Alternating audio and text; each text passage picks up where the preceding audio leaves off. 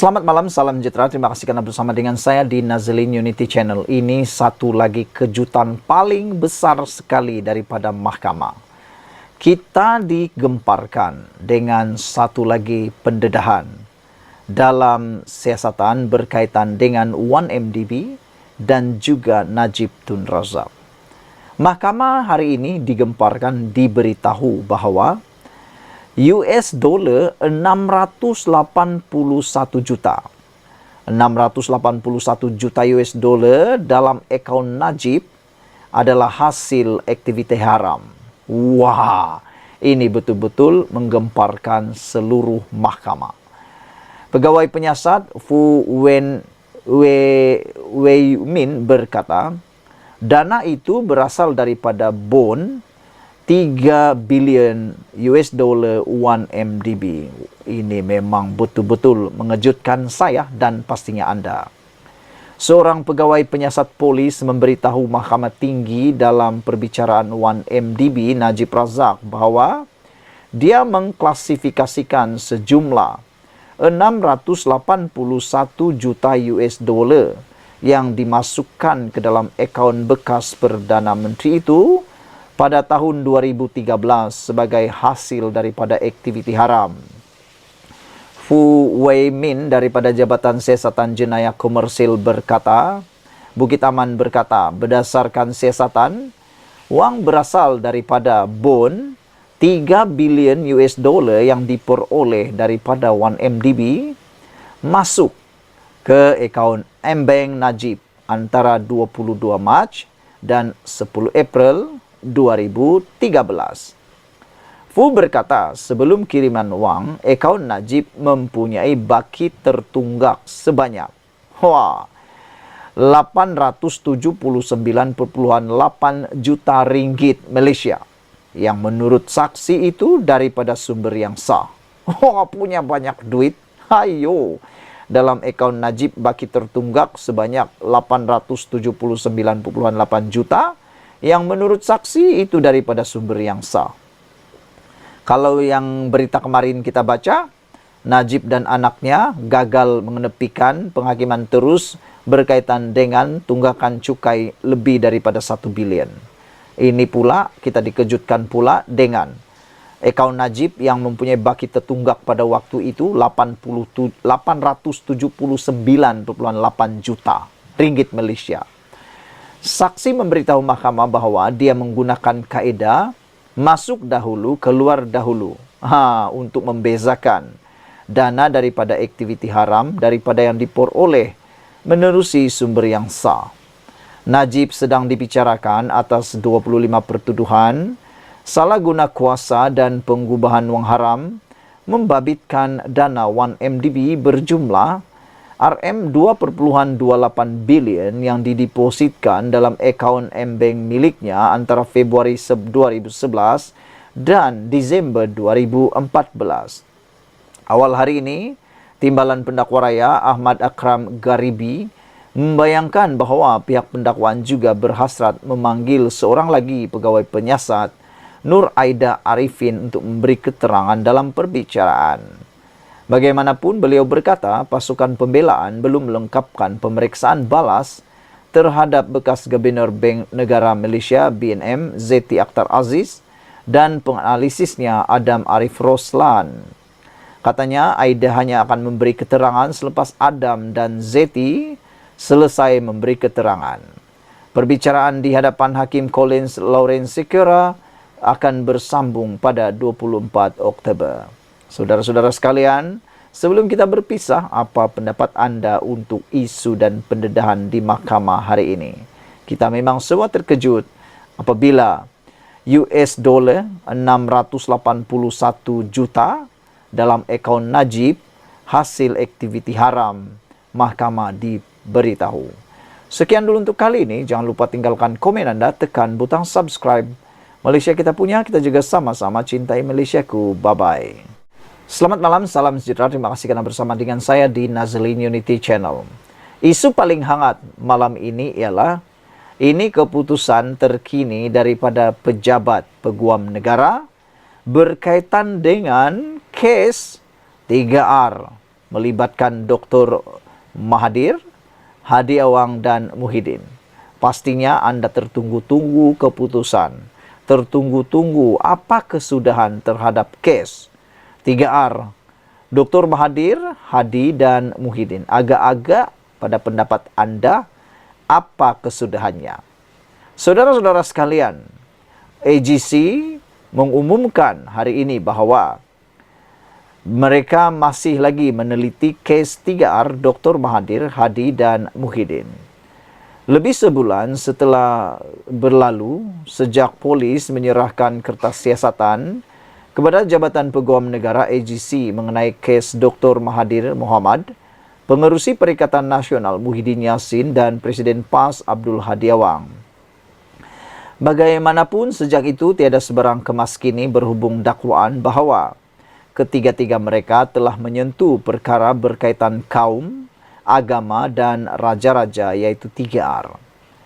Semua kertas siasatan telah diserahkan kepada AGC, kata Ketua Polis Negara Razarudin Hussein kepada Malaysia Kini melalui pesanan teks ketika ditanya mengenai perkara itu. Ini bagi memastikan sama ada timbalan pendakwa rakyat telah mengarahkan polis mengumpul maklumat atau bukti tambahan. Apabila Malaysia Kini menghubungi AGC untuk mendapatkan ulasan, sumber berkata perkara itu masih diteliti. Sebelum ini dilaporkan Mahathir disiasat berhubung dakwaan kenyataannya terhadap institusi diraja. Dalam pada itu, Hadi disiasat mengikut Akta Hasutan dan Seksyen 233 Akta Komunikasi dan Multimedia berhubung ucapannya di Johor pada 26 Ogos lalu. Presiden PAS ketika berucap telah mempersoalkan lembaga pengampunan mendakwa cara pemberian pengampunan tidak berdasarkan ajaran Islam. Bulan lalu, Hadi Awang, 75 tahun, berkata, jika disabitkan bersalah, dia bersedia menjalani hukuman penjara dan bukannya membayar denda. Dalam perkembangan berkaitan, polis telah membuka 2 siasatan terhadap Muhyiddin. Berhubung kenyataannya semasa pilihan raya kecil Simpang Jeram dan Pulai di Johor baru-baru ini. Ini selepas bekas Perdana Menteri memberitahu pengundi fatwa haram untuk memilih calon Pakatan Harapan. Kes disiasat oleh pasukan petugas khas polis mengenai 3R mengikut Seksyen 505 dalam kurungan B Kanun Keseksaan dan Seksyen 233 Akta Komunikasi dan Multimedia. Muhyiddin kemudiannya mendakwa ini hanya kiasan dan kenyataannya diambil di luar konteks. Pada Julai lalu, polis turut membuka kertas siasatan terhadap pengerusi DAP, Lim Guan Eng, kerana kenyataannya yang didakwa menyentuh 3R. Dia kemudian mendakwa bahwa pihak tertentu telah memutar belit ucapannya itu. Tiada perkembangan mengenai siasatan kes ini juga. Setakat ini, Menteri Besar Kedah Muhammad Sanusi Maknur menjadi satu-satunya tokoh berprofil tinggi yang dihadapkan ke mahkamah dalam tempoh seminggu selepas membuat ucapan yang menyentuh 3R. Dia menyampaikan ucapan itu pada 11 Julai dan didakwa mengikut Akta Hasutan pada 18 Julai. Sekian dulu untuk kali ini. Jangan lupa tinggalkan komen Anda. Sila tekan butang subscribe. Malaysia kita punya, kita juga sama-sama cintai Malaysiaku. Bye-bye. Selamat malam, salam sejahtera. Terima kasih kerana bersama dengan saya di Nazli Unity Channel. Ini satu laporan berikan kemenangan besar kepada Datuk Seri Anwar Ibrahim. Tak henti-henti lagi orang nak memfitnah Datuk Seri Anwar Ibrahim. Terkini dikabarkan, disahkan melalui Harapan Daily bahawa tidak pernah ada perkahwinan LGBT didaftar di bawah pentadbiran Anwar Ibrahim. Ulang sekali lagi, tidak pernah ada perkahwinan LGBT didaftar di bawah pentadbiran Anwar Ibrahim. Menteri di Jabatan Perdana Menteri Hal Ehwal Agama Dr. Muhammad Naim Mokhtar mengesahkan tidak ada satu pun perkahwinan sesama jenis yang direkodkan oleh Jabatan Agama Islam maupun Jabatan Kemajuan Islam Malaysia JAKIM sepanjang pentadbiran Datuk Seri Anwar Ibrahim. Pengesahan itu sekaligus menyangkal dakwaan pembangkang yang sebelum ini berterusan menyerang Pakatan Harapan PH dengan mengaitkan gabungan itu dengan golongan lesbian, gay, biseksual, dan transgender LGBT. Menjawab soalan ahli parlimen Sri Gading tadi dalam rekod JAKIM dan Jabatan Agama Islam, tidak ada satupun perkawinan yang melibatkan sesama jenis yang didaftarkan. Itu memang jelas, kata beliau. Hatta, kalau perkawinan itu dilangsungkan juga dan bila pihak ini berhasrat untuk mendaftarkan perkawinan, ia tidak boleh berlaku sebab undang-undang memang tidak membenarkan, kata beliau lagi. Berbeza kalau pihak lelaki dan perempuan berkahwin di Thailand, contohnya, dan datang kembali ke negara untuk mendaftarkan perkawinan tersebut. Selama mana perkawinan tersebut sah mengikut hukum syarak, yaitu antara lelaki dan perempuan, maka perempuan atau perkawinan itu boleh didaftarkan, katanya di Dewan Rakyat hari ini. Beliau berkata demikian menjawab soalan Aminul Huda Hasan, Pakatan Harapan Sri Gading, yang bertanya, sama ada JAKIM pernah merekodkan maklumat perkawinan sejenis atau sesama jenis sepanjang pentadbiran Pakatan Harapan PH ketika ini seperti yang dimainkan oleh blok pembangkang. Muhammad Naim menjelaskan, perkawinan yang bertentangan dengan undang-undang sedia ada dalam negara tidak akan pernah diiktiraf kerajaan. Sebab itu saya sebutkan di sini, perkawinan sesama jenis memang tidak ada dalam rekod kita walau satu sekalipun, tegas beliau lagi. Diulang sekali lagi saudara-saudara sekalian, kalau Anda dengar lagi dakwaan kononnya pemerintahan atau pentadbiran Anwar Ibrahim pernah mendaftarkan perkawinan LGBT, itu adalah satu fitnah paling besar sekali. Kerana telah disahkan bahwa tidak pernah ada perkawinan LGBT didaftarkan di bawah pentadbiran Anwar Ibrahim. Ini disahkan sendiri oleh Menteri di Jabatan Perdana Menteri Hal Ehwal Agama, Dr. Muhammad Naim Mokhtar. Beliau mengatakan bahawa tidak pernah direkodkan maupun permohonan untuk perkawinan sejenis tersebut. Pengesahan ini sekaligus telah menyangkal dakwaan pembangkang yang sebelum ini terus berterusan menyerang Pakatan Harapan dengan mengaitkan gabungan itu dengan LGBT. Sekian dulu untuk kali ini. Jangan lupa tinggalkan komen Anda, tekan butang subscribe, dan yang lebih penting lagi, jangan lupa untuk berhentilah memfitnah kerajaan Pakatan Harapan ini dengan konon dikaitkan dengan LGBT. Takut-takut nanti Anda mendapatkan dosa secara percuma. Kerana perbuatan memfitnah itu adalah perbuatan yang sangat serius. Kalau dah diterangkan, kalau dah diberitahu bahawa itu tidak pernah berlaku dan Anda cakap pernah berlaku, itu adalah fitnah semata-mata. Sekian dulu. Malaysia kita punya, kita juga sama-sama cintai Malaysiaku. Bye-bye. Selamat malam, salam sejahtera. Terima kasih kerana bersama dengan saya di Nazilin Unity Channel. Saudara-saudara sekalian, hari ini kecoh lagi di Dewan Rakyat. Gara-gara isu menantu Muhyiddin. Sampai ke waktu ini, belum ada berita lagi menyatakan di mana lokasi menantu Muhyiddin. Dan yang lebih teruk, belum lagi pulang ke Malaysia. Ramai orang yang mendesak supaya Muhyiddin mendedahkan di mana menantu beliau itu. Ramai juga yang mendesak supaya menantu Muhyiddin segera pulang ke Malaysia bagi membantu siasatan SPRM. Mereka kata begini, kalau benar, kenapa takut? Kalau salah, biasanya takut, kata mereka. Berani kerana benar, takut kerana salah. Perbuatan anak menantu atau menantu Muhyiddin Yassin yang tak pulang ke Malaysia ini sehingga kini kelihatan sesuatu yang mencurigakan, kata netizen. Mereka kata, kenapa tak pulang? Adakah sesuatu yang mau disembunyikan atau ditakuti, kata mereka. Ini telah menimbulkan kekecohan besar di Dewan Rakyat hari ini. Dewan Rakyat kecoh hari ini susulan Ko Poi Tiong, Pakatan Harapan Kota Melaka, mencela perbahasan Muhyiddin Yassin Perikatan Nasional PAGO dengan membangkitkan kes menantunya yaitu Muhammad Adlan Berhan yang kini menjadi buruan SPRM. Ketika itu, Muhyiddin membahaskan rang Undang-Undang Perbekalan 2024 dan sedang membangkitkan isu kenaikan harga beras. Kemudiannya mencela dan menyoal Presiden Bersatu itu.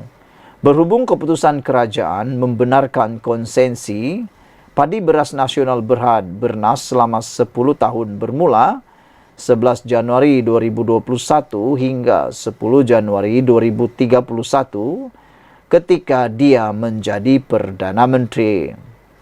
Ahli Parlimen DAP itu turut membangkitkan kes menantu Muhyiddin yang masih di luar negara walaupun telah diletakkan dalam senarai notis merah polis antarabangsa Interpol kerana dikehendaki SPRM.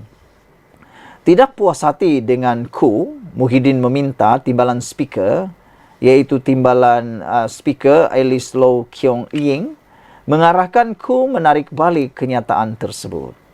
Tuan Speaker, perkara yang dibangkitkan oleh Kota Melaka tentang menantu saya dibuat dengan niat jahat. Saya minta dia tarik balik, kata Muhyiddin. Pasal perkara ini yang kita bahas bukan soal itu, katanya lagi. Sahidan Kasim dari PN Arau kemudian bangkit dan menjerit. Ini bangsat punya orang dan melabelkan sebagai biadab. Suasana terus hangat dengan Sanis Vara Net Haji Raya, PH Jelutung, meminta supaya Sahidan diarahkan menarik balik cercaannya terhadap Saya menggunakan peraturan Dewan 36 dalam kurungan 4, bahasa kurang sopan dan biadab. Saya minta Arau Sahidan tarik balik perkataan bangsat yang dihalakan terhadap Kota Melaka, katanya. Namun Sahidan tetap mempertahankan bahawa dia tidak menunjukkan perkara itu kepada sesiapa. Saya tidak rujuk kepada sesiapa.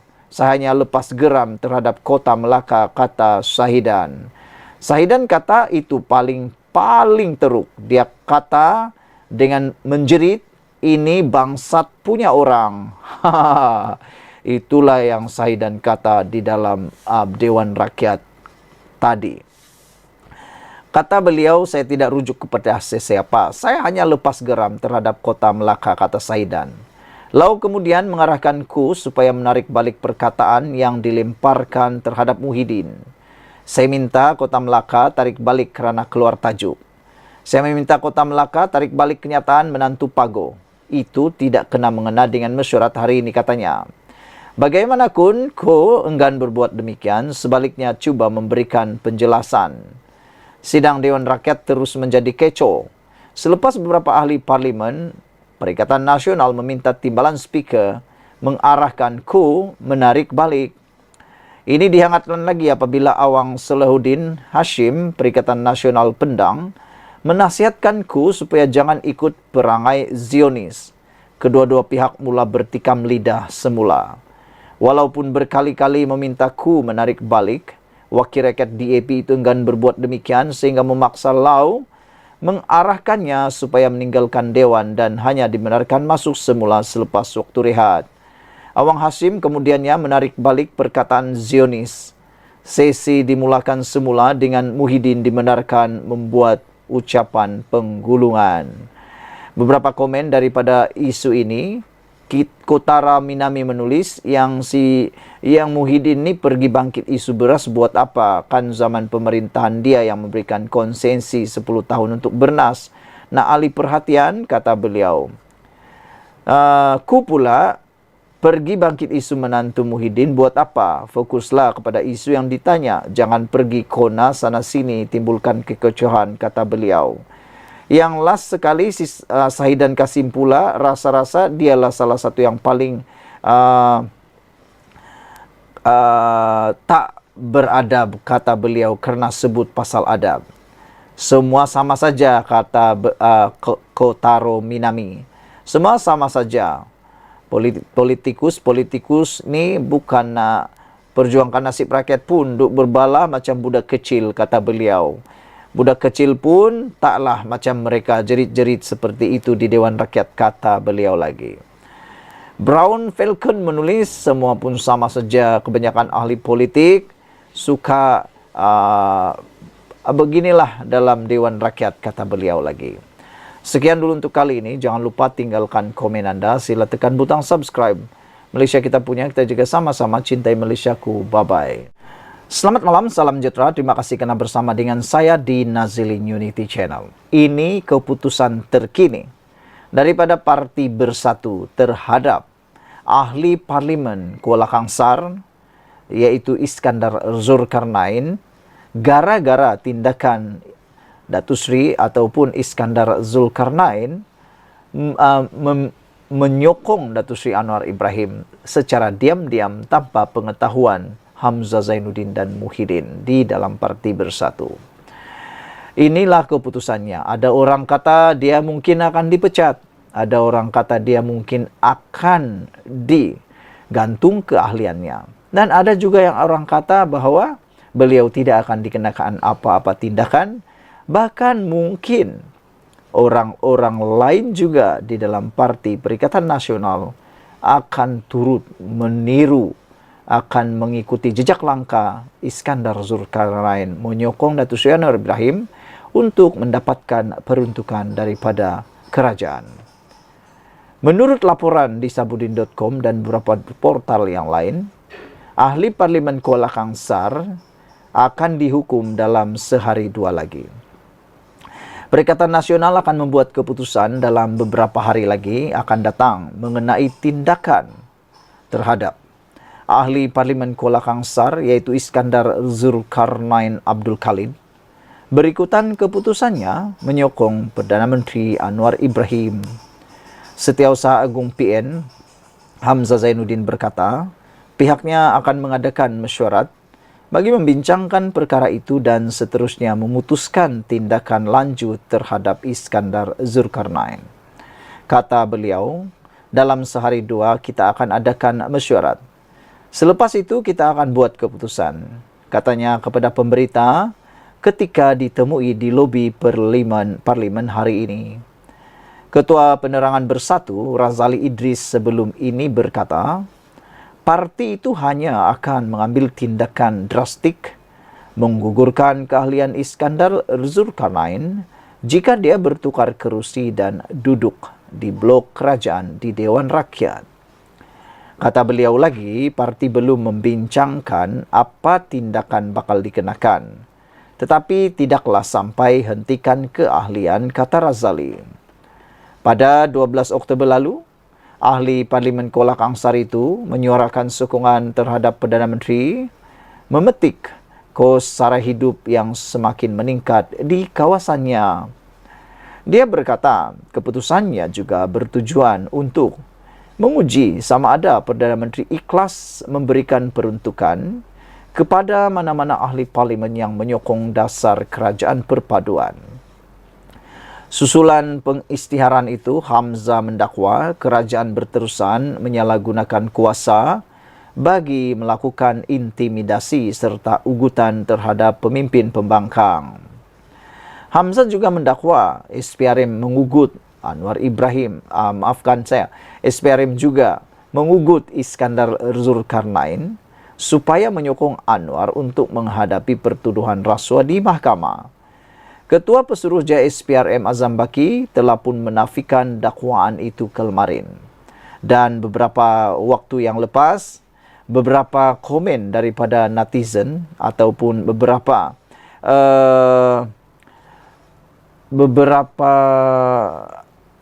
jawapan daripada Anwar Ibrahim tentang isu ini telah pun dijawab, telah pun dikeluarkan. Anwar Ibrahim kata kalau benar Iskandar Zulkarnain diintimidasi, diugut oleh SPRM, keluarkan bukti itu, kata Anwar Ibrahim kepada Hamzah Zainuddin, dan buat laporan supaya siasatan dibuat. Tapi sampai ke hari ini, nampaknya Hamzah Zainuddin belum pun membuat apa-apa laporan polis. Jadi kita tak tahulah siapa yang benar, siapa yang betul. dalam satu komen di dalam ruangan komen ini, apa yang menariknya ialah dalam sidang parlimen tak ada seorang pun menteri atau timbalan menteri yang bercakap tentang hal ini, kata beliau lagi. Sekian dulu untuk kali ini. Jangan lupa tinggalkan komen anda. Sila tekan butang subscribe. Malaysia kita punya, kita jaga sama-sama. Cintai Malaysiaku. Kita jumpa lagi. Bye-bye. Selamat malam, salam sejahtera. Terima kasih kerana bersama dengan saya di Nazilin Unity Channel. Saudara-saudara sekalian, selepas beberapa hari isu tentang sokongan daripada ahli Parlimen Kuala Kangsar tular, dan yang paling mengejutkan kita ialah dakwaan daripada Perikatan Nasional mengatakan bahawa SPRM main kotor dengan cara mengugut ahli Parlimen Kuala Kangsar tersebut untuk menyokong kerajaan perpaduan, dan kalau tidak menyokong konon dakwaan tersebut, dia akan dikenakan dakwaan rasuah. Perkara itu telah menjadi pertanyaan banyak pihak, buah mulut dan percakapan di mana-mana. Tidak pedulilah di pejabat kah, di kedai kopi kah, di tepi jalan kah, dalam bas kah, dalam teksi atau sebagainya. Akhirnya Anwar Ibrahim tampil memberikan jawapan ataupun memberikan cabaran yang kita tunggu-tunggu. Anwar Ibrahim kata, tunjuk bukti jika betul ahli Parlimen Kuala Kangsar diugut. Anwar mencabar Hamzah Zainuddin.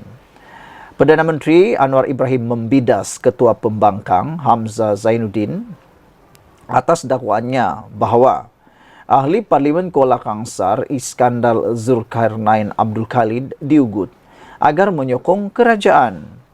Anwar berkata ia merupakan satu dakwaan serius dan Hamzah seharusnya mengemukakan bukti berkaitan kepada pihak berkuasa.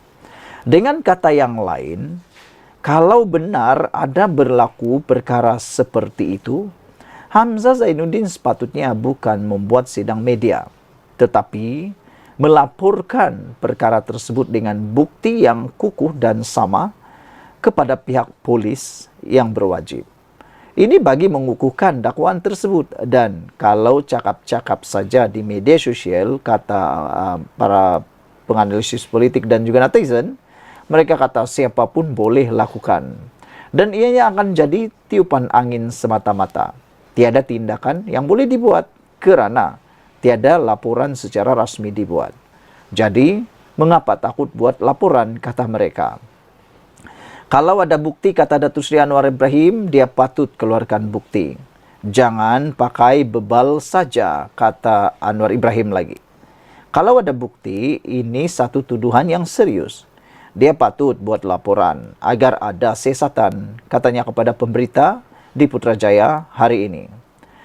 Terdahulu, Iskandar Zulkarnain yang merupakan ahli Parlimen Bersatu mengumumkan sokongannya terhadap Anwar Ibrahim.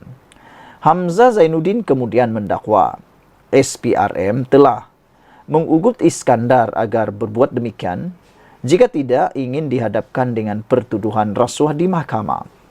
Dalam pada itu, Anwar turut menafikan dia ada menghubungi Iskandar atau menghantar wakil untuk bertemu dengannya. Saudara-saudara sekalian, dalam tulisan Sabudin yang baru-baru ini kita telah bacakan juga menyatakan bahawa tidaklah mustahil bahawa tindakan Iskandar Zulkarnain menyokong Datuk Seri Anwar Ibrahim kini telah membuka pintu peluang kepada ahli-ahli Parlimen Perikatan Nasional yang lain yang mungkin selama ini mencari ruang keberanian untuk menyokong Datuk Seri Anwar Ibrahim. Kata beliau, mungkin ini akan menjadi duluan tindakan yang akan diambil oleh Parti Perikatan Nasional terhadap ataupun Parti Bersatu terhadap Iskandar Zulkarnain pasti akan menjadi duluan kepada banyak hal. Kalau beliau dipecat, juga akan menjadi duluan.